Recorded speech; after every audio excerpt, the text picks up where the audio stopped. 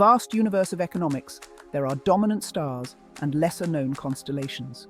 Just as the night sky is filled with countless celestial bodies, the field of economics is populated with a multitude of theories and schools of thought, each offering its own unique perspective on how the world works.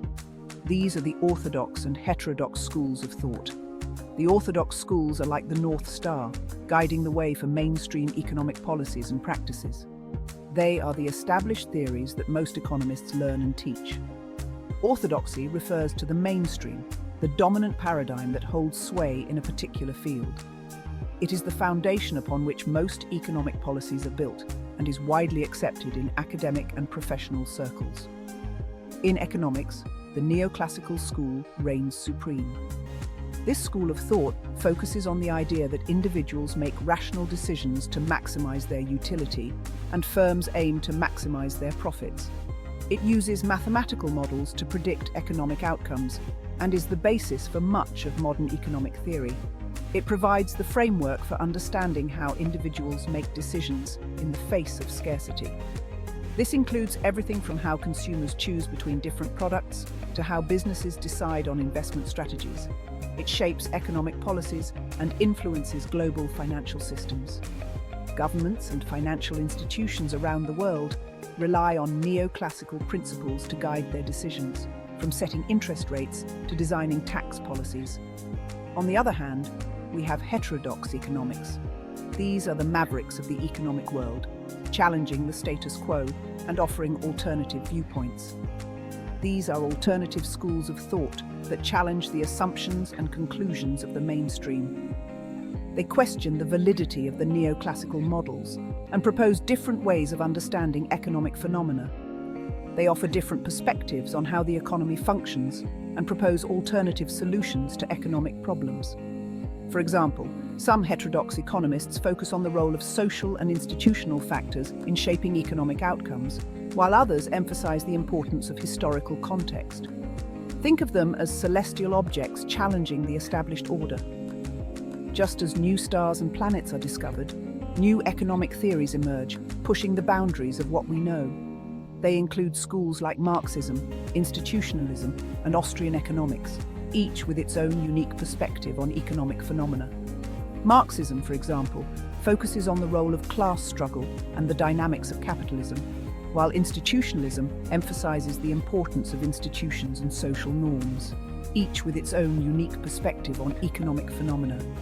These schools of thought provide valuable insights and contribute to a more comprehensive understanding of the economy. The tension between orthodoxy and heterodoxy is a vital part of the scientific process. It is through this tension that new ideas are tested and refined, leading to a deeper and more nuanced understanding of economic phenomena. It fosters debate, encourages critical thinking, and pushes the boundaries of our understanding.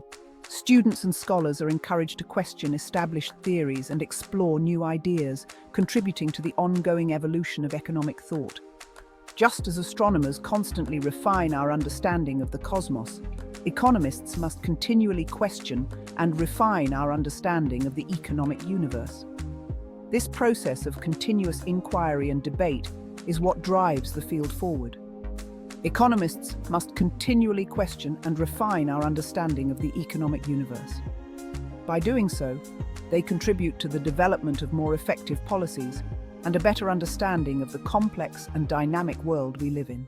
The Neoclassical school, like any significant intellectual movement, emerged from the contributions of brilliant minds. It was a period of profound transformation in economic thought, where traditional ideas were challenged and new paradigms were established. This era marked a shift from classical economics to a more nuanced understanding of market dynamics and individual behavior. Three economists stand out as its founding fathers: William Stanley Jevons, Carl Menger, and Léon Walras. Each brought unique perspectives and groundbreaking theories that collectively shaped the foundation of neoclassical economics. Their independent yet converging ideas laid the groundwork for modern economic analysis. These pioneers, working independently in the late 19th century, revolutionized the way we think about economics. Their contributions were not just academic, they had profound implications for policymaking and the understanding of market mechanisms. Their work continues to influence contemporary economic thought and practice. I emphasize the concept of marginal utility. This idea was a significant departure from the classical view that value was determined solely by labor or production costs. This principle states that the satisfaction we derive from consuming an additional unit of a good diminishes with each additional unit consumed. It was a revolutionary concept that helped explain consumer behavior and demand. Imagine eating slices of pizza. The first slice brings immense satisfaction, but the 10th not so much. This diminishing satisfaction is what we call marginal utility. The first slice brings immense satisfaction, but the 10th not so much. This simple yet powerful idea helps us understand why people make the choices they do and how they allocate their resources. I focused on the subjective nature of value. My work challenged the objective theories of value that dominated economic thought at the time. I argued that the value of a good is not inherent, but rather determined by the individual's perception of its ability to satisfy their wants. This subjective theory of value was a cornerstone in understanding market prices and consumer preferences. A glass of water in a desert holds far more value than the same glass in a downpour. This example illustrates how context and individual needs shape the value of goods. I developed the theory of general equilibrium. My work aimed to provide a comprehensive framework for understanding how different markets and economic agents interact. I sought to explain how the prices of goods and services are determined in an interconnected economy. This theory was pivotal in showing how markets can reach a state of balance where supply equals demand. My work laid the foundation for understanding how markets interact and reach a state of balance. It provided the tools to analyze complex economic systems and predict how changes in one part of the economy can affect the whole. Together, the contributions of Jevons, Menger and Walras created a rich tapestry of ideas that continue to influence economic theory and practice. Their legacy is a testament to the power of innovative thinking and the enduring impact of foundational theories in economics. As we study their work today, we gain valuable insights into the complexities of markets and human behavior. Their pioneering efforts remind us that the quest for understanding economics is an ever-evolving journey, driven by curiosity and the desire to improve our world. Neoclassical economics is deeply rooted in the belief that to understand the complexities of the economy, we must first understand the behavior of individuals.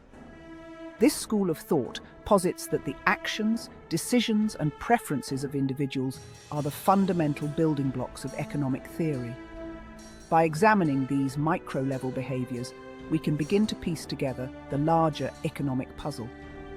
This emphasis on individual behavior is what distinguishes microeconomics from macroeconomics, which focuses on the economy as a whole.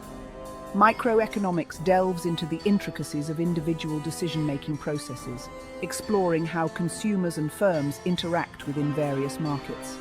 It seeks to understand the underlying motivations and constraints that drive these decisions. Methodological individualism, a cornerstone of the neoclassical school, asserts that social phenomena should be explained in terms of the actions and motivations of individuals. This approach allows economists to build models that reflect real-world behaviors, making it possible to predict and analyze economic outcomes with greater accuracy. In other words, the economy is not some abstract entity operating in a vacuum. It is the sum total of billions of individual decisions made every day. Each choice, whether it's a purchase, an investment, or a business decision, contributes to the overall economic landscape. These individual actions, when aggregated, shape the supply and demand dynamics that drive market trends and influence economic policies. By focusing on individual consumers and firms, neoclassical economists aim to explain how these micro-level decisions aggregate to create the macroeconomic phenomena we observe, such as inflation, unemployment, and economic growth. They study how individual preferences and constraints lead to market equilibrium, where supply meets demand, and how deviations from this equilibrium can result in economic fluctuations. Imagine trying to understand the movement of a school of fish. Just as each fish's behavior contributes to the movement of the entire school, each individual's economic decisions contribute to the overall functioning of the economy.